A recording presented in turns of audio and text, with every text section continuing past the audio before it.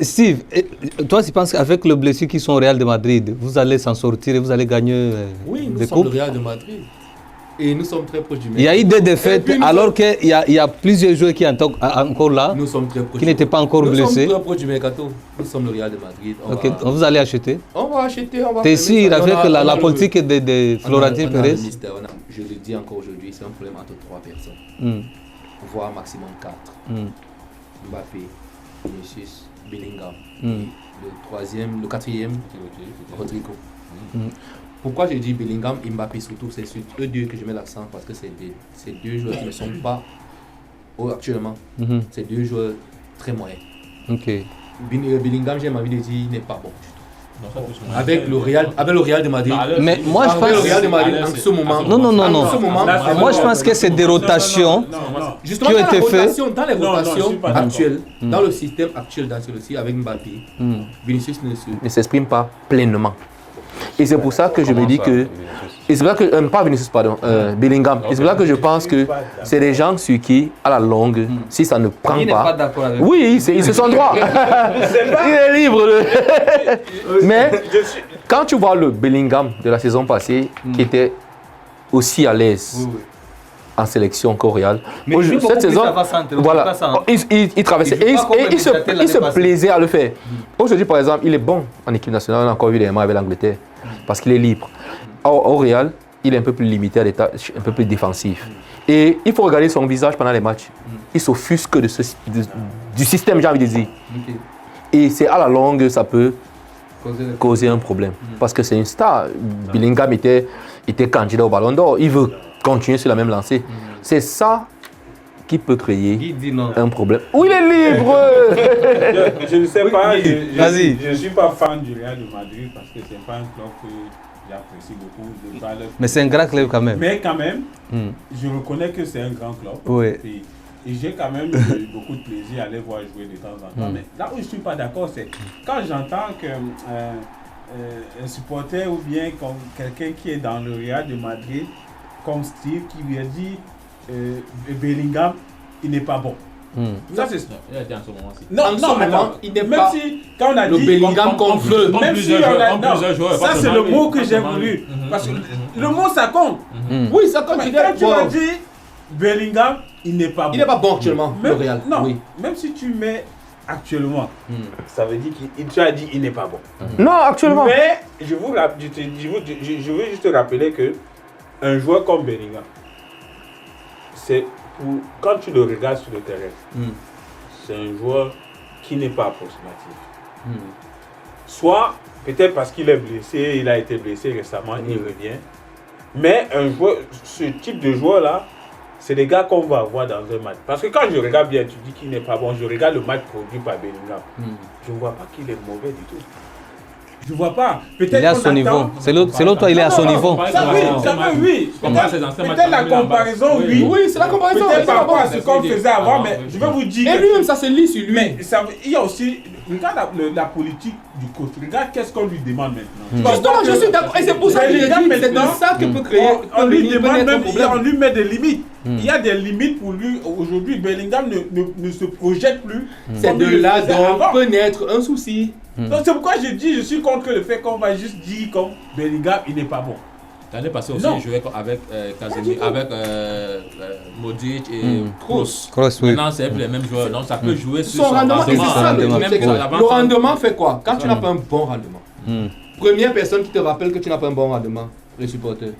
Mais c'est le Real de Madrid les supporters commencent à te crier dessus. Parce que le même Bellingham, on l'a vu en équipe nationale. En équipe nationale il y a quelques jours. Oui, il est bon. Est-ce que tu n'as pas vu qu'il est bon? Ok, parce que même s'il revenait de blessure, tu as vu c'est ce que je dis que c'est ça qui peut créer justement un malaise.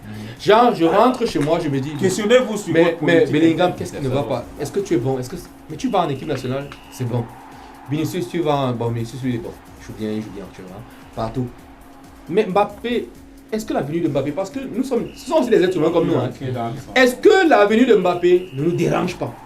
Parce qu'à un moment donné, il ne faut pas être méchant, il faut pas être méchant pour penser ça. C'est pourquoi je pense que je vous en veux même, je vous en veux sincèrement parce que quand tu regardes même la venue de Mbappé au Real, vous avez juste tué la carrière de ce gars quelque part parce que c'est pas un joueur, c'est pas un gars que vous êtes allé prendre pour venir jouer, pour venir montrer le talent qu'il avait, qui venait produire le bon jeu qu'on apprécie. Mais Steve, vous l'avez juste pris pour juste venir augmenter votre chiffre d'affaires. Oui, mais c'est Mbappé.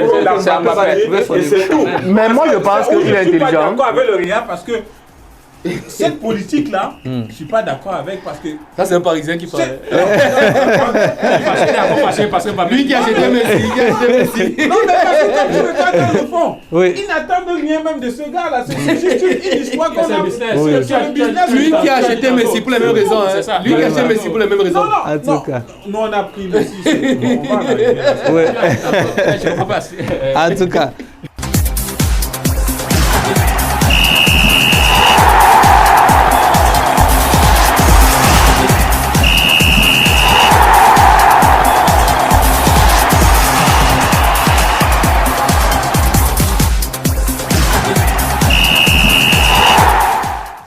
Nous continuons avec notre émission Super Sport. Ça bouge quand même, c'est très bien, ça fait du bien. Alors les gars, il y a plus de défaites dans des grands clubs, dans Champions League. Alors il y a déjà des défaites de Real de Madrid contre Lille et contre AS Milan. Alors qu'il n'y avait pas encore plus de blessures. Si. Mais vous avez déjà deux défaites. PSG contre Atlético de Madrid. Manchester City contre Porto. Porto, FC Lisbonne. Porto. FC Porto. FC Porto. Est-ce que vous pensez que les défaites ici qui se posent dans de grands clubs, c'est au début des Champions League? C'est quoi le problème? Ouais, moi je ces pense défaites, que par je exemple. commence par City d'abord. Je pense que Si tu as mangé 4 buts, 4 hein, buts. c'est quoi ça, hein? Ça même on laisse tout le temps. Les grands clubs normalement, je pense que Pep Guardiola devrait déjà partir parce que Il devrait partir, selon toi? oui, selon moi, parce que c'est une vieille mamie Ça déjà se là. répète. C'est les mêmes, ça se répète, les répétitions et le métronome. Kevin De Bruyne n'est plus là Cette depuis. saison, ça fait 4 matchs qu'ils ont déjà perdu Man City. Manchester City, voilà. Ouais. Donc, Kevin De Bruyne, le métronome, le maître à jeu de City, n'est plus là, n'est pas là. Il est constamment blessé là. À peine il revient, après il est blessé. Mais est-ce que l'absence de deux joueurs, Kevin De Bruyne et Rodri, ça peut causer Ça peut causer parce que le défaites de métronome, tous? c'était lui l'homme de jeu. C'est lui qui créait le jeu. Mais il y a à des City. autres joueurs qui sont là, c'est des C'est meilleurs des joueurs, joueurs. c'est des joueurs, bons mais joueurs. c'est pas des Kevin De Il voulait Bruyne. parler tout à C'est l'heure. pas des Vous ne voulez pas Kevin- c'est pas des écouter. Kevin De Bruyne. Désolé, c'est pas des Kevin De Bruyne. Ouais. Donc c'est le même système aussi. Le football change, le coach aussi peut changer, je pense. Liverpool, un grand club.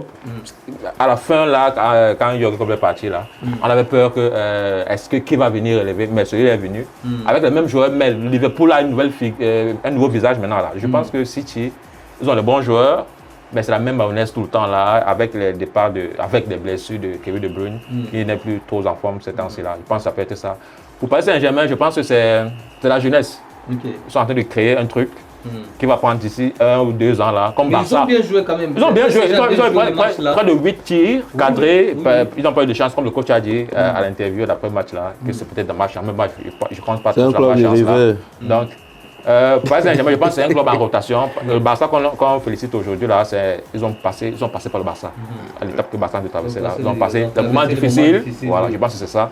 Donc maintenant, le Barça est pour moi la meilleure équipe parce qu'ils ont travaillé un projet. C'est ce que je pense que c'est ce que le PSG est en train de Ça faire là commence à maintenant. miser aussi au Barça. Ils ont perdu ça. le match contre Osasuna. Oui, Contre 1-0 contre Real Sociedad. oui. 1-0.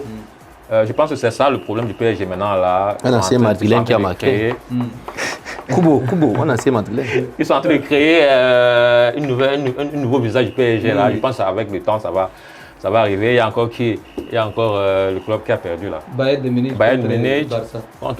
Non mais ça c'était la semaine. Ça, c'est l'autre semaine là. Oui. Non c'est ça. Je pense que c'est un problème de philosophie de jeu. Il faut que ça change à un moment donné. City, Paris Saint-Germain, je pense que c'est. Est-ce que avec le le temps, fait ça va. d'avoir plusieurs matchs aussi dans Champions League, ça peut causer aussi le problème? De qui par exemple? Il y a plusieurs matchs qui vont se jouer. Oui, oui. Le nouveau système de Champions League. Mais je pense que ça devrait. S'il faut que ça crée le problème, c'est avec la longue. À la longue, ça va créer. Pas maintenant là. On est qu'à la 4e journée. Donc on peut pas parler du nouveau système là. C'est avec à la longue là qu'on pourra voir les effets du nouveau système là. Pour le moment, on est au début. Guy, Donc on peut pas parler de on ça. a vu des défaites de Real de Madrid déjà c'est très tôt de perdre 2 matchs de Champions League. À domicile. Ouais. Mais je vais commencer d'abord par le PSG que je maîtrise mieux. Oui. Parce que. On dit que ton club, je vais commencer avec mon équipe. Oui. Il fallait dire ça. On ne vient pas supporter du PSG, on succède à quelqu'un pour être supporté. Donc, du coup, quand tu regardes les matchs perdus par le PSG, c'est le fond, en observant de près, tu vois que l'équipe joue bien. Mais le véritable problème du PSG en ce moment, c'est au niveau de l'avant-centre. Quelqu'un qui va juste mettre les buts. Donc, manque de finisseurs. Ils jouent bien, mais il n'y a pas de but. Et à la fin, qu'est-ce qu'on demande dans un match de football? C'est le but, oui. On joue bien, on fait 1000 passes, on conserve le ballon, on fait tout, mais à la fin, dès qu'il y a une petite occasion pour l'équipe adverse, ils mettent au fond et puis on perd le match. Mais en allant regarder le match globalement, l'ensemble du match, ils ont bien joué. On se rend compte que la possession, on va dire, c'était le PSG, les actions, les kicks cadrés, c'était le PSG, mais à la fin, on n'a pas marqué. C'est ça le discours que le coach doit tenir maintenant. Mais il faut aussi admettre que avec tout ce qu'on a eu, on a des jeunes joueurs qu'on est en train de lancer, c'est un bon projet qu'on a, mais on n'a pas un avant-centre qui nous donne la victoire. Parce que dans chaque club, il y a quelqu'un qui porte l'équipe vers la victoire. Et généralement, c'est des bons avant-centres. Quand tu prends comme Lewandowski, ça va être difficile, mais le peu qu'il va avoir, il va mettre dans. Ça va changer le match. Et c'est où l'équipe va gagner. Ça vient récompenser tout l'effort fourni par l'équipe durant 90 minutes. C'est ce problème d'avant-centre de race là. Comme je le dis toujours, comme le Seigneur Samuel et tout là, c'est un type comme ça qu'on est en train de vouloir au PSG en ce moment pour nous faire gagner le match. C'est juste ça que je peux dire concernant le. Donc vous avez besoin de quelqu'un qui va planter en fait. Un finisseur. Oui. Actuellement, on avait Gonzalo Ramos sur qui on comptait, mais qui est encore blessé, qui est à l'infirmerie. On n'a pas le choix. Assez sur là, mais c'est pas quelqu'un qui. On lui donne quand même l'occasion, mais il n'arrive pas. On a Kolo Muani sur qui on comptait beaucoup. On savait que c'est un finisseur. Mais malheureusement, je ne veux pas dire ici que c'est quelqu'un qui n'est pas bon. Mais il y a le jeune là qui s'en. Au PSG, il ne fait pas ce que nous on voyait, ce qu'il produisait ailleurs, les buts. Même en équipe de France. Tu vois, aujourd'hui, dans le classement que Deschamps est en train de donner aujourd'hui, il met plutôt Thuram. Il le met de côté. Mais il y a des moments comme ça où ce qu'on attend de quelqu'un n'arrive pas à fournir, on pense. Donc notre problème maintenant, peut-être, ça va être de chercher un avant-centre de race qui va nous permettre de remporter. Qui a l'expérience de marquer en fait. On joue bien, on a une bonne équipe. Dieu merci, on a un bon coach aussi qui essaie de changer les choses. Projet qui essaie de changer les choses, ça va aller. Donc attendons juste, si jamais entre-temps il y a quelqu'un qui arrive et qui nous permet de mettre quand même quelques buts, on aura des. Pour ce qui concerne Man City, est-ce que tu es d'accord avec Serge? Manchester City, je dirais que c'est la même chose. Je ne suis pas loin de ce que Serge peut penser. Parce que Guardiola, il est quand même là depuis longtemps. Puis ça roule pareil. Et comme on disait, Steve disait tout à l'heure, c'est des équipes qui essaient d'aller avec les mêmes. J'ai comme l'impression qu'à un moment donné, il faut quand même injecter du sang neuf. C'est-à-dire aller sortir quelqu'un, mettre un jeune là qui va peut-être animer encore. Ça peut même réveiller même les anciens parce que des fois les anciens sont sûrs que dimanche c'est moi qui joue. Donc même s'il ne fournit pas grand-chose, il sait que c'est lui qui joue. Mais si on injecte un jeune là, ça passe un dimanche, les gens vont crier pour le jeune. Le dimanche qui va suivre va dire c'est lui qu'on a applaudi, il faut que je me redéploie. Donc ça peut relancer quelque chose. Donc il faut quand même, en dehors du coach, mais qui est quand même aussi les 109 qu'on essaie d'injecter pour faire jouer. Parce que si tu restes quand même un grand club, à tout moment il peut faire quelque chose. Donc au Real de Madrid c'est pareil, c'est les mêmes qui veulent toujours repartir avec les mêmes qui ont fait hier. Ce sont eux qui vont encore faire aujourd'hui. On compte rien que sur eux, c'est eux qui peuvent vous donner. Pourtant on peut injecter quand même du 109 et ça essaie de faire changer les choses. C'est pourquoi je répète encore que j'apprécie mon club Paris Saint-Germain parce qu'au moins ils essaient, on prend des risques. Notre problème c'est pas à tout prix d'aller chercher une Champions League demain matin, mais quand même d'aller avec un projet des jeunes et puis c'est sur une durée, c'est pour un temps, c'est pas comme on fait pas les choses, ça va aller. Oui. Steve, est-ce que tu es d'accord avec les deux frères?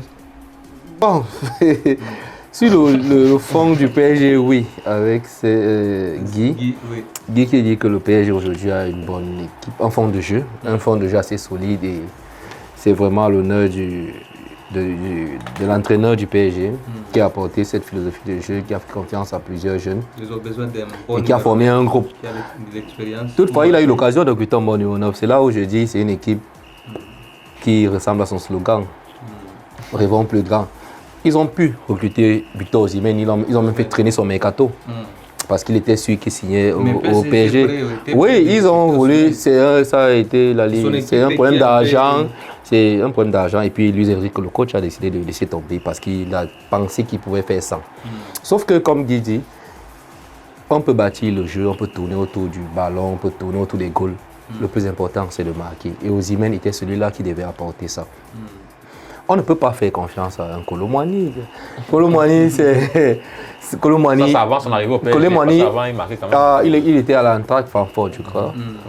Bon, il était en Allemagne là-bas où, jusqu'aujourd'hui, je ne fais que dire, je le dis encore, je ne sais pas comment ça se passe avec les goals. En Allemagne, je ne sais pas comment Chamberlain se joue, mais les gens deviennent vite des grands buteurs là-bas.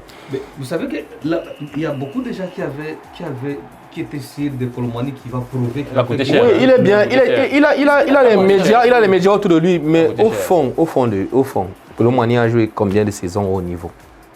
C'est ça. Pas beaucoup, il a peut-être joué une ou deux saisons, bonne saison en Allemagne. Depuis qu'il est au PSG, il n'est pas bon. Depuis qu'il est joué, si le PSG est un grand club, depuis qu'il est au PSG, il ne mérite pas jouer là-bas. C'est les amis de Mbappé qui sont venus. Depuis qu'il est au PSG, il n'a pas donné le rendement qu'on attend de lui. On a fait venir Gonzalo a moins de temps de jeu, moins de confiance que lui. Mais à un moment donné, il était même meilleur en statistique que Kolo Muani. Alors que Kolo Muani déjà avait confiance de lui. Voilà, mais il a la même confiance qu'on lui donne en équipe de France, il ne faut rien. Maintenant, le coach Luis Enrique a eu l'occasion de recruter un avançant de renom, un chasseur de buts, Osimhen, qui aurait vraiment bonifié cette équipe parce que je reconnais au moins que le milieu de terrain du PSG travaille beaucoup. Vraiment, ça c'est une équipe qui bosse franchement. Dembélé a beau être maladroit devant les goals, mais il te crée des occasions permanentes. Permanentes. Il n'arrive pas à marquer.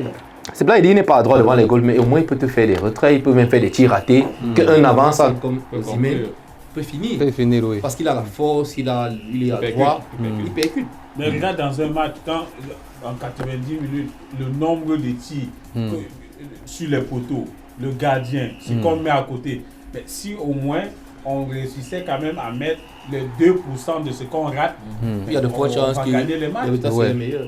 Donc le PSG pour moi a un problème d'avant-centre et ils n'ont pas eu l'avant-centre parce que le coach a décidé. Ils n'ont pas eu l'avant-centre qui ressemble à leurs ambitions. Est-ce que c'est le coach qui a décidé? Oui, c'est lui qui a permis qu'on le marque. C'est le coach qui a décidé de ne pas avoir un bon avant-centre. C'est le... Oui. Non mais ça... Je me souviens bien de sa phrase en fin de mercato. Il a dit, je préfère avoir deux joueurs qui me marquent 12 ou 20 buts que d'avoir un qui marque 30. Mais là, il répond à ma place parce que... je me parle de ce que je sais quand même. J'ai trop de problèmes avec parfois les supporters de Real Madrid. Quand on parle PSG, de Marseille, de Marseille. Généralement, quand moi je ne serais pas d'accord avec lui quand il a pensé que c'est le coach qui a refusé Osimhen. C'est un problème un peu plus compliqué que ce que nous aussi on peut penser. Oui. Parce que quand tu regardes Osimhen, mais Osimhen était prêt de venir au PSG. Nous-mêmes, moi en tant que... Et les fans de PSG étaient prêts vraiment de le recevoir. Osimhen, mais n'allons pas juste prendre les choses comme ça. Et généralement, ce genre de contrat, ce genre de jeu, il y a tellement de choses qui entourent. Et quand tout n'est pas réuni pour un joueur comme Osimhen pour venir dans un club comme PSG, il ne vient pas. Tu vois, peut-être c'est quelque chose que lui, il est d'accord.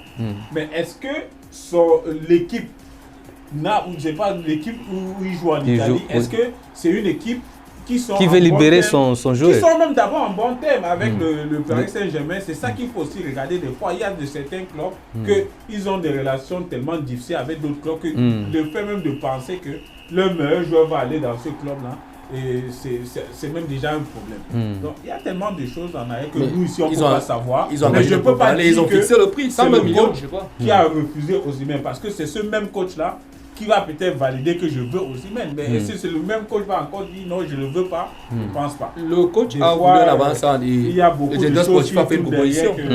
On est loin d'imaginer même. Sinon, on aurait voulu que Osimhen soit au PSG, pourquoi pas? Moi, je ne suis pas d'accord avec les deux frères qui parlent d'avant-centre qui manquent là. Parce qu'il y a eu des clubs et des équipes nationales jouer sans avant-centre. Mais Real de Madrid l'année passée. Oui, l'Espagne aussi. Et si c'est le cas, dans le championnat français, pas moi, la moyenne de but du PSG, sans avant-centre, comme ils disent là, c'est de 3 buts, je pense, en championnat français. Non, justement, le niveau du championnat français est trop faible. Trop faible. Je ne sais pas trop quoi. Je ne fais que parler. Parce que en championnat, ils sont. Je ne fais que parler. Je ne fais que parler. Je ne fais que parler du niveau. Je ne fais que parler du niveau de la Champions League. Le niveau du championnat français. Puisque au championnat, il marque. Le Paris Saint-Germain marque moyen de. Le championnat français est d'accord. bas. Mais en Champions League, non. Il a failli être 6e. Il a failli être classé 6e dernièrement la saison passée. C'est ça. Il a failli reculer même. Il a failli passer derrière le Portugal. Le championnat portugais. Le championnat français est faible. Non.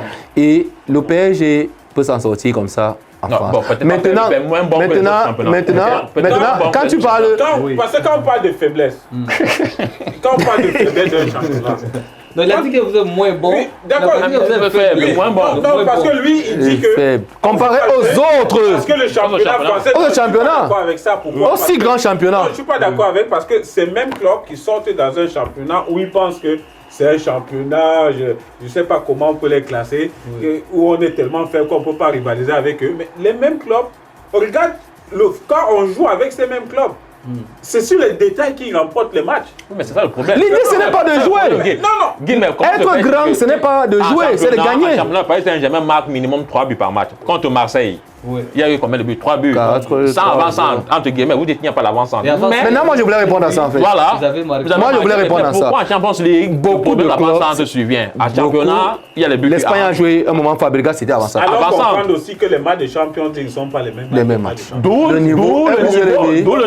Il faut que ça, non seulement ça demande plus, mais je vous dis encore que en Champions League, avoir tous les matchs du Paris Saint-Germain, c'est sur le détail. On se rend compte que nos gars en Champions League, il manque juste le réalisme. Le but. C'est le plus essentiel. Maintenant, le niveau n'est vraiment nullement pas bas. Le niveau ici dont je parle, on ne retient pas celui qui a bien joué. On retient celui qui gagne.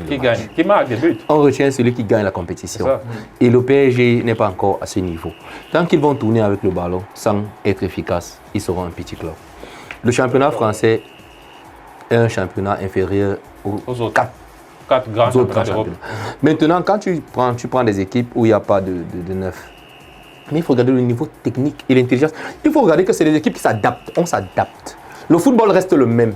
Il faut un neuf, un gardien, un défenseur central et tout. C'est comme ça qu'il faut. Tu peux aussi dire qu'il y a des matchs où les gens envoient leurs joueurs de champ au goal. Tu peux dire qu'on commence à jouer comme ça, mais pourquoi on fait travailler les gardiens? Pour dire que ça, c'est les adaptations par rapport aux défaillances. Et on ne peut pas vivre avec la défaillance. On essaye de vivre bien. Ça veut dire que chaque club doit avoir des avant-centres, des neufs, des milieux, des ceci. C'est normal. Voici le statut du ballon d'une équipe. Malheureusement, au PSG aujourd'hui, il n'y a pas de neuf buteurs. Gonzalo Ramos, blessé, Colomani n'est pas performant. Parce qu'Asensio même n'est pas avant-centre. De formation, il n'est pas avant-centre. Donc ça, pour moi, c'est le problème de ce que j'ai vu cette semaine de Champions League. C'est le problème du PSG. Ils n'ont pas un avant-centre, un finisseur. Nos gars doivent travailler, être réalistes. Et maintenant, ceux qui sont là, j'ai tellement crié parce que c'est un joueur que j'aimais beaucoup, Ousmane Dembélé, depuis Rennes. Depuis Rennes, je l'aimais beaucoup, Dortmund, tout ça. J'ai toujours pensé qu'il va finalement trouver comment finir ses actions. Mais avec le temps, je me rends compte que c'est plus un débat. Il est comme ça. Ça, c'est le problème que tu as remarqué au PSG. Au Manchester City. Manchester City, par contre, c'est ce que je vous ai dit ici aujourd'hui, c'est que les équipes sont basées sur des systèmes de jeu.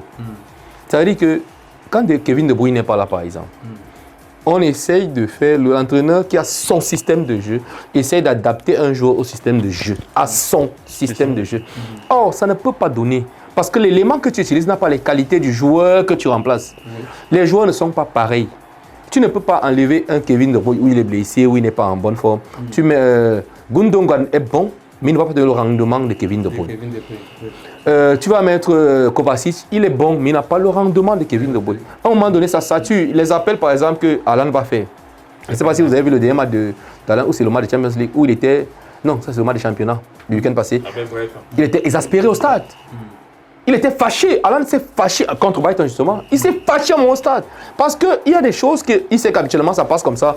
Quand ça ne passe pas, ça l'énerve. Il y a des actions où, quand ils encaissent, il est énervé parce qu'il y a des fautes, des erreurs qu'il n'y a pas. Et quand un joueur s'énerve au stade, en réalité, il n'est plus dans le match. Oui, surtout l'avant-centre. Donc il y a ça. Il y a un moment que les équipes généralement ne sont pas habituées à la rotation. Quand tu vois l'énervement d'Alan au stade, tu comprends que c'est parce que tel ou tel n'est pas là ou tel n'est pas en forme.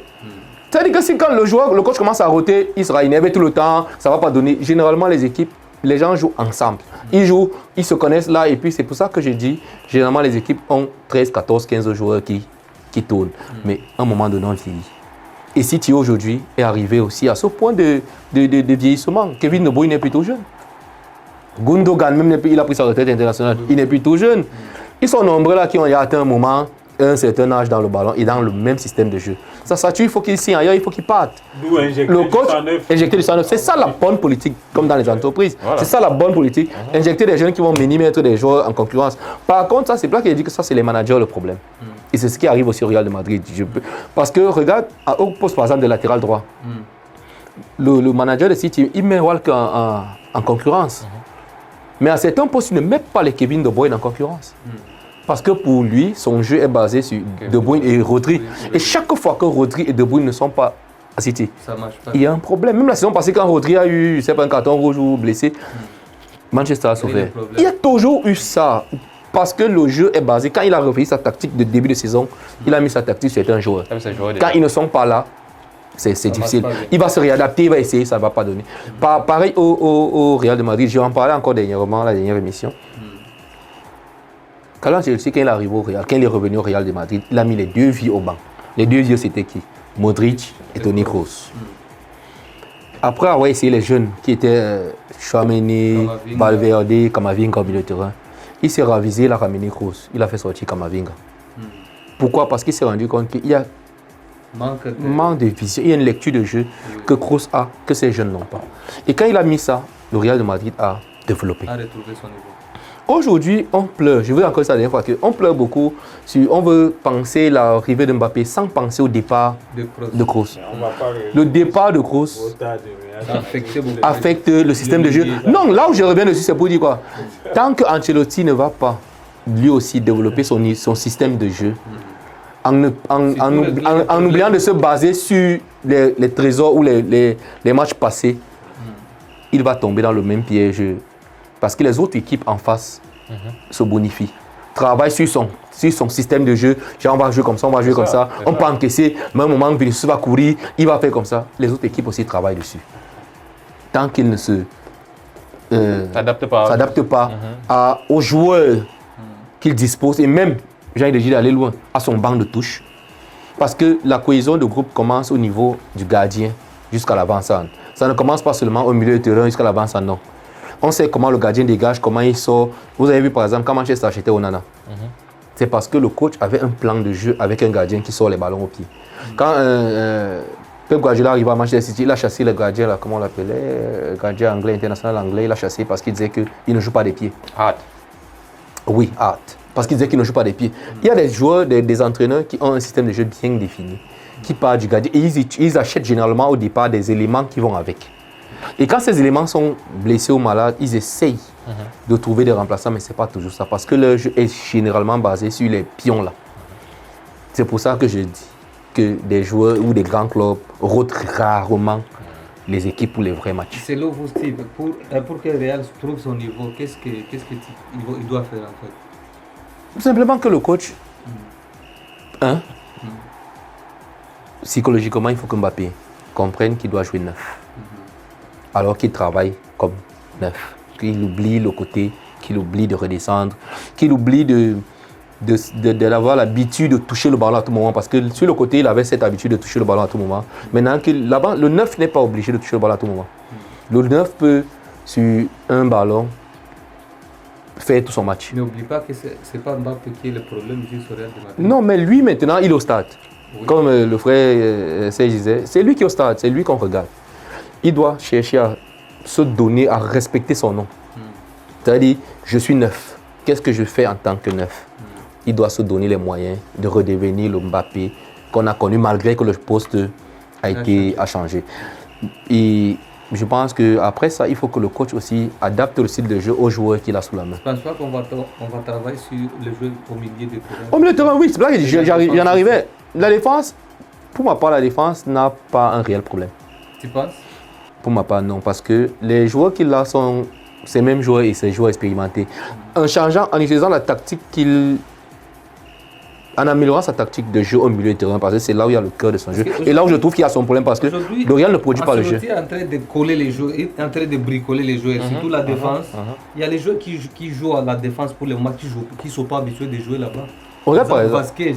Oui, Vasquez est latéral du Real de Madrid. Il a causé avec Zidane aussi. Contre Barcelone et contre... Avec Zidane, Vasquez joue sur le côté droit de lui. Il essaie il y avait Sergio Ramos qui avait le niveau qui était au top. L'époque de Zidane. Il y avait Varane aussi qui était là. Oui. Il y avait Marcelo et Mendy qui étaient encore au top. Ils essaient quand même de... Oui, sauf que je te donne la défense du Real de Madrid depuis au moins 6 ans. À droite, Carvajal. À l'intérieur, Ramos, Varane, Ramos, Pepe. Sur le côté, Marcelo et dernièrement Mendy. Et aujourd'hui, à l'axe, on a Militao et Rudiger qui sont réguliers. Mais à un moment, quand tous étaient titulaires, quand tous étaient en santé, c'était Militao et Alaba. Cette défense est rodée déjà. Et le remplaçant de Carvajal, c'est depuis des années, c'est Vasquez. Depuis des années, depuis au moins 6 ans. C'est-à-dire que Vasquez n'est pas surpris de jeu là, il n'est pas surpris.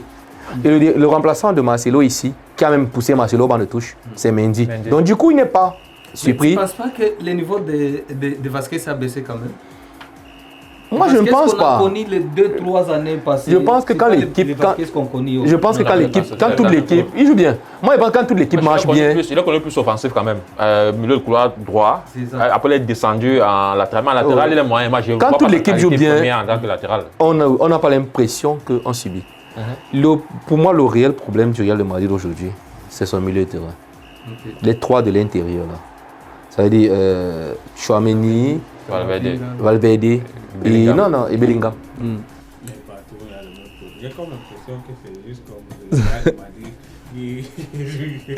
qui a un problème actuellement dans le foot. Non, mais vous au PSG, c'est l'avancement. Dès que vous avez l'avancement, vous pouvez faire des meilleurs matchs. En tout cas.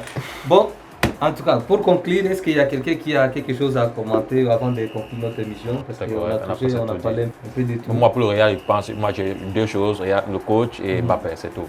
Mbappé s'adapte au système, le coach, on change le coach. Il faut un nouveau coach qui va donner une nouvelle dynamique au groupe. Parce que comme on a dit, les métronomes qu'il avait avant ne sont plus là. Donc je pense qu'il faut un nouveau discours. Quoi. Pour ma part, je vois juste que le Paris Saint-Germain, par exemple, ce que je souhaite, c'est que ces gars-là, ils doivent mettre dans leur tête qu'après un match de football, c'est le résultat qui compte. Quel qu'en soit le cas, si on a 100 passes, qu'on a 10 000 possessions de but, mais à la fin, on demande toujours qui a gagné.